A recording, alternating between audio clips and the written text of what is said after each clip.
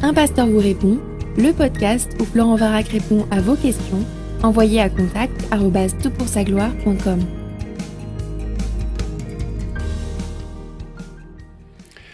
La question est posée, je viens vers toi car je pense qu'il y a un sujet que tu pourrais aborder lors d'un prochain podcast. C'est en rapport avec nos élections et la candidature d'Éric Zemmour.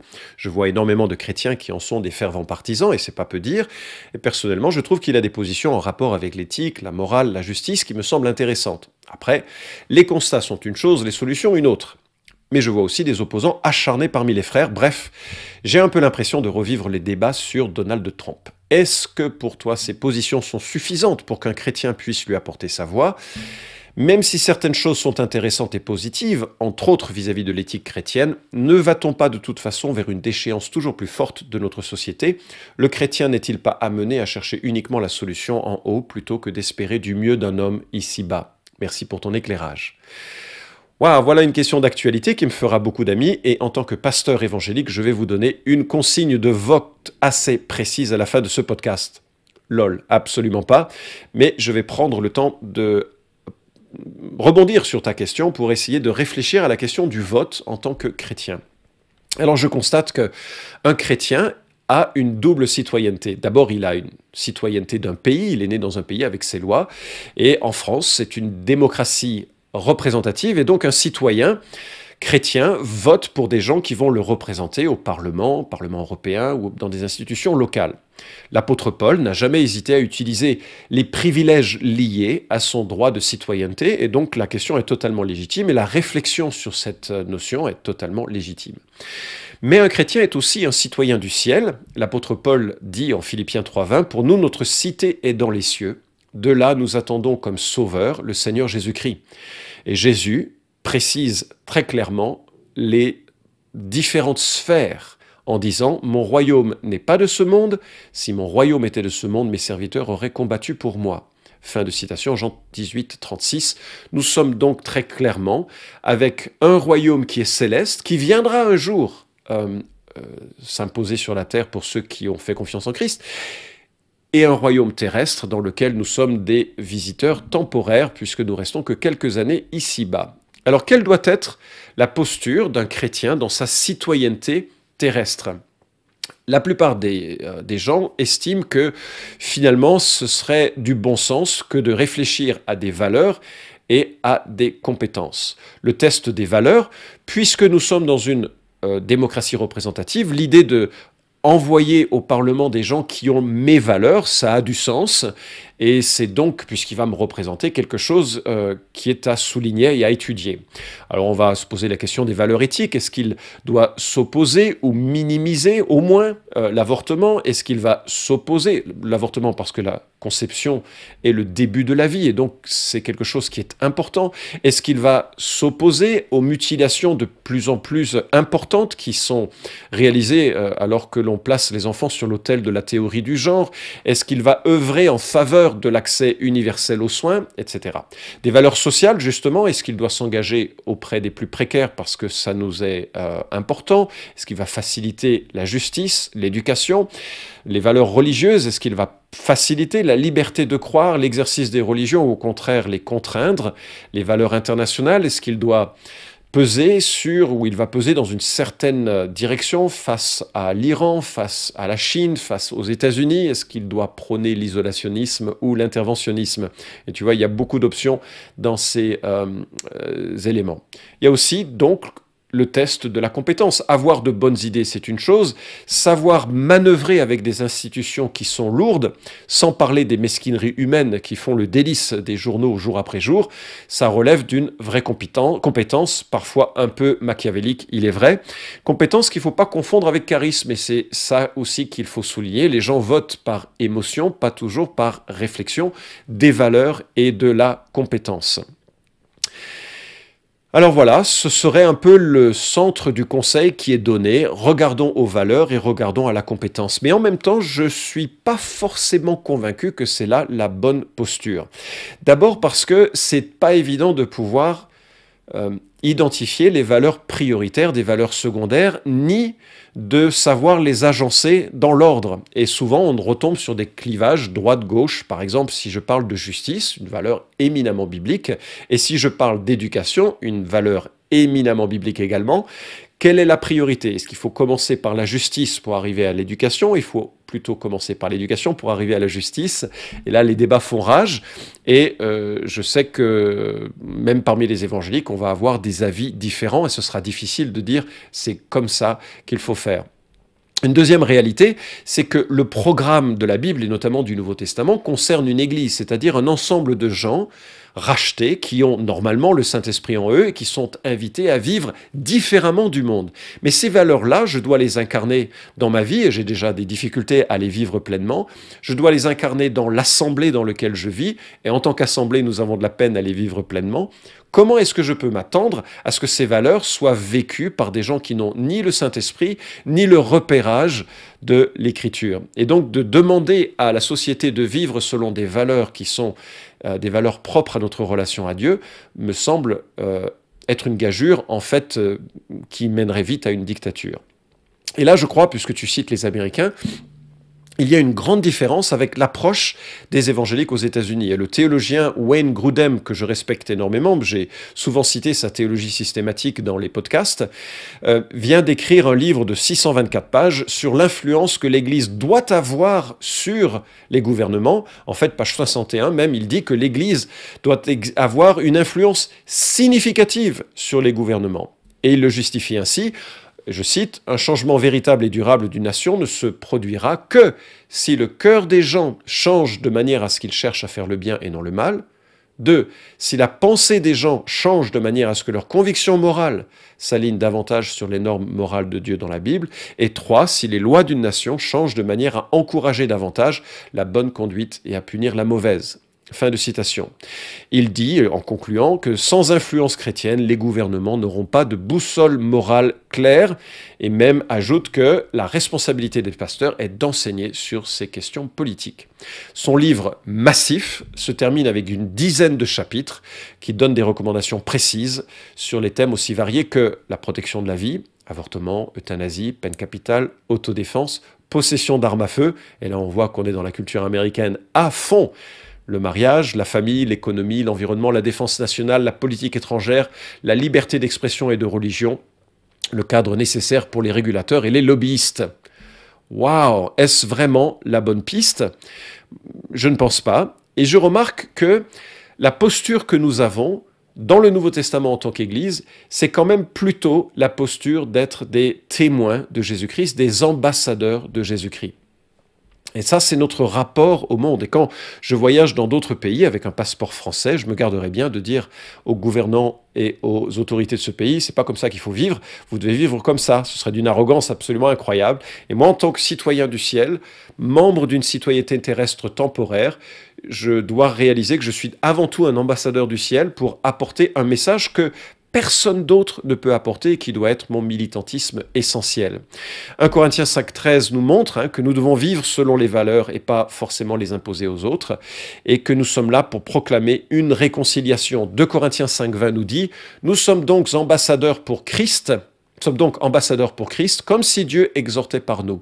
Nous vous en supplions, au nom du Christ, soyez réconciliés avec Dieu. Fin de citation. Le message que j'adresserais à M. Zemmour s'il m'était donné de le rencontrer, c'est de lui parler de la foi, de la repentance et du Saint-Esprit qui peut transformer son cœur et le réorienter lui personnellement dans une vie éternelle avec Dieu qui passe par Jésus-Christ. C'est le message que j'apporterais à M. Macron s'il me demandait, c'est le message que nous avons à apporter à titre personnel au monde qui nous entoure et c'est le message de l'Église, avant tout. Je note aussi que la posture que le Nouveau Testament exige de l'Église vis-à-vis des gouvernants, c'est de leur obéir, Romains chapitre 13, avec une limite. Acte 5, 29 nous montre que lorsque le gouvernement nous demande des choses contraires à notre conscience, éclairées par l'Écriture, nous devons refuser. Et les chrétiens qui ont refusé les ordres sous Hitler se sont honorés, même si parfois ils ont payé de lourdes conséquences pour cela. Deuxièmement, il s'agit d'honorer tous les hommes et honorer l'empereur. C'est l'apôtre Pierre qui le souligne. Un propos qui est révolutionnaire puisqu'il place tous les hommes au même rang. L'empereur comme l'esclave qui doit être honoré. parce qu'ils partagent une image commune de Dieu. Donc il y a une attitude qui est vraiment très honorable et paisible à l'égard des gens qui nous entourent. Et il s'agit de proclamer l'évangile. Auerbach, qui est un pasteur plus libéral que je le souhaiterais, mais qui dit quelque chose de très intéressant dans un livre qui s'intitule « Étrangers dans la cité », qui réfléchit à la question du rapport entre l'Église et l'État. Il dit « Le témoignage fidèle de l'Évangile est la chose la plus précieuse que l'Église a apportée au monde. » Et il remarque, et je cite, « L'Église est une communauté, un îlot culturel au milieu d'une culture étrangère. Par le baptême, notre citoyenneté change et nous devenons, quelle que soit la culture où nous nous trouvons, des exilés résidant en terre étrangère. » Alors, de tout ce qui a été dit, qu'est-ce que l'on doit retenir par rapport à tes questions? Quelle consigne de vote donner? Alors je note qu'à un moment donné, l'apôtre Paul écrit à Timothée qui est en poste à Éphèse, ville où l'apôtre Paul a eu des problèmes avec les autorités locales. Il y a eu des émeutes, il y a eu un procès, il y a eu des choses assez compliquées. Et l'apôtre Paul laisse son jeune collègue dans cette ville et il lui donne une recommandation dans l'interaction de l'Église que l'Église doit avoir avec l'État et avec les rois. Et la première chose qu'il dit en 1 Timothée chapitre 2, c'est que l'on prie. On prie, et non pas pour que les rois deviennent chrétiens, non pas pour que les rois adoptent des lois chrétiennes, mais il dit au verset 2 que l'on prie pour les rois et pour tous ceux qui sont au pouvoir, afin que nous puissions mener, à l'abri de toute violence et dans la paix, une vie qui exprime dans tous ses aspects notre attachement à Dieu et qui commande le respect. L'orientation principale qu'il laisse à Timothée, c'est de prier pour la liberté de conscience, la liberté de croire. Et à mon sens, c'est le critère déterminant du vote d'un chrétien, en tout cas un des critères les plus importants. Quel candidat me permettra de vivre ma foi chrétienne? Et là, je dois remarquer que des gouvernements récents ont été liberticides et de plus en plus liberticides par des lois qui vont contraindre de plus en plus l'Église à vivre sa foi telle qu'elle peut être appelé à la vivre par le Seigneur. Et ça me semble le critère intéressant, et la prière aussi qui s'associe de prière paisible, hein, c'est pas de prière qui scande une opposition très, très violente, mais une confiance en un Dieu qui est souverain et qui mène toute chose à la fin qu'il a en tête. Et c'est l'un des problèmes que nous avons lorsque nous choisissons très fortement et très vocalement un candidat ou un parti, c'est que le message de l'Église est associé à un parti politique plutôt qu'à l'Évangile, à la personne de Jésus-Christ. Notre capacité de vote n'est pas un badge, c'est un honneur et un privilège, et il faut l'utiliser absolument, mais il faut l'utiliser avec humilité, sachant que ce que nous attendons ou nous devons attendre du candidat, c'est qu'il favorise surtout notre capacité à vivre une vie chrétienne, libre de contraintes qui l'empêcheraient justement de vivre cela. Auerbach, de nouveau, nous pensons que la conception de l'Église comme communauté et des chrétiens comme exilés résidant en terre étrangère est la meilleure pour décrire ce qu'est l'Église américaine aujourd'hui, je dirais l'Église française aussi. Nous croyons que c'est dans la nature même de l'Église, à toutes les époques et dans toutes les situations, d'être une communauté. Nous devons vivre ce que le monde est incapable de vivre et que ça devienne un témoignage. Alors tu parles de Trump, je connais un petit peu les évangéliques américains, je suis marié avec une Américaine et nous avons 2 enfants parmi nos 3 qui vivent de façon permanente aux États-Unis. Et c'est vrai que Trump a rassemblé les évangéliques à cause de sa plateforme, certainement pas à cause de son attachement, il n'est d'ailleurs pas évangélique, hein, il fait partie d'autre type d'église, mais la plateforme du soutien à Israël, la plateforme par rapport à l'avortement est une plateforme alors, réelle ou prétendue, ça c'est Dieu seul connaît son cœur et son intention, ça a suscité beaucoup d'enthousiasme, et surtout le fait qu'il ait demandé à Pence d'être vice-président. Pour le coup, Pence est un homme qui est intègre, en tout cas dans la réputation qu'il a, je ne le connais pas personnellement, et c'est à cause de ceci que beaucoup d'évangéliques se sont ralliés à lui, mais beaucoup d'évangéliques ne se sont pas ralliés à lui, et je connais beaucoup de pasteurs qui étaient très explicites sur leur refus de voter pour lui, et leur négation un peu de la bonté de son influence. Ceci dit, je dois reconnaître qu'il y a un certain messianisme utopique chez les évangéliques américains. Pourquoi ? Parce que ça fait aussi partie de l'ADN des États-Unis. Beaucoup de protestants qui étaient persécutés en Europe ont fui ces pays où il n'était pas possible de vivre sa foi pour retrouver dans les États-Unis une terre promise où la liberté était clé. Et donc il y a cette forme un peu de messianisme et qui se reflète alors dans le type de candidat que les gens veulent mettre en place. Et malheureusement, ça a créé cette idée que les évangéliques étaient en faveur d'un parti politique, plus que cette idée que les évangéliques sont en faveur d'un sauveur qui change et transforme les cœurs. Et c'est une remarque que je voudrais faire dans ce que Paul souligne au centre de sa préoccupation, en 1 Timothée chapitre 2. Il dit pourquoi il faut prier pour cette liberté de conscience et de pratique de la foi. Verset 3, « Voilà ce qui est bien devant Dieu notre Sauveur, ce qu'il approuve, car il veut que tous les hommes soient sauvés et parviennent à la connaissance de la vérité. En effet, il y a un seul Dieu, et de même aussi il y a un seul médiateur entre Dieu et les hommes, un homme, Jésus-Christ. Il a offert sa vie en rançon pour tous, tel est le témoignage qu'il a rendu, ou qui a été rendu au moment voulu. » Voilà le centre du message que nous devons porter au monde, c'est qu'il existe un sauveur qui nous rachète de nos péchés, qui est mort pour que nous puissions être pardonnés et qui nous offre par grâce une vie connectée à lui, éternellement connectée à lui, qui transforme notre identité, nous fait changer de citoyenneté et nous place dans son royaume éternel. Et ça, c'est l'essence du christianisme et c'est le message qui doit être entendu. Alors, je vais conclure. Je suis conscient que ce n'est pas un sujet facile. Mes convictions me donnent de répondre, que je ne peux pas donner de réponse, évidemment. Mais je crois que nous devons nous garder de militer pour un candidat en tant que chrétien. Alors, en tant que citoyen, c'est une chose, mais je crois que, et notamment pour les responsables d'Église, il est très très important que nous soyons très clairs que dans l'Église, il peut cohabiter des avis différents et que l'Église n'est pas la communauté où ces avis sont échangés jusqu'à créer des divisions ou des dissensions. Il faut que quelqu'un du parti de M. Zemmour ou du parti de M. Macron ou du parti de Mme Pécresse ou de tous les autres candidats que vous pourriez aimer puisse se retrouver dans l'Église sans être offensé par autre chose que la croix de Jésus-Christ. Il faut que ça soit le scandale. Jésus, Dieu qui vient mourir sur la croix pour des pécheurs et qui ressuscite pour nous emmener un jour dans son royaume que lui instaurera. Ça doit être le scandale où les gens se moquent ou au contraire tombent à genoux et adorent en disant « j'en ai besoin, je suis un pauvre en esprit et j'ai besoin de cette richesse de vie que Dieu donne ».